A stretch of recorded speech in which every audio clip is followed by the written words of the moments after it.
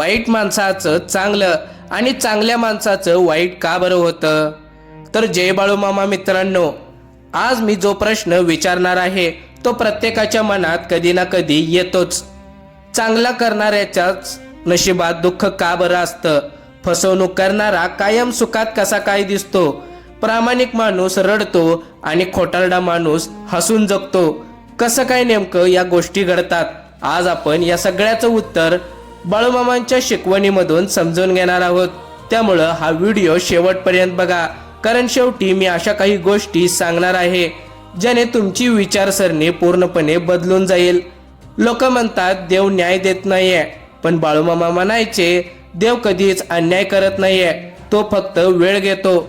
वाईट माणसाचं चांगलं दिसतं कारण त्याचं जुनं चांगलं कर्म अजून संपलेलं नसतं, आणि चांगल्या माणसाचं वाईट होतं कारण जुनं वाईट कर्म आता फळ देत असतं. कर्माचं फळ कधीच चुकत नाहीये मित्रांनो, फक्त वेळ बदलतो. आता वाईट लोक लगेच का बरं वर जातात? वाईट लोक अनेकदा खोटं बोलतात, लोकांना फसवतात, स्वार्थासाठी काहीही करतात, म्हणून त्यांना पैसा, सत्ता, नाव लवकर मिळतं. पण बाळूमामा म्हणायचे जे पटकन मिळतं ते पटकन जातं देखील. वाईट माणूस वर जातो पण त्याची शिक्षा एकदम भयंकर असते.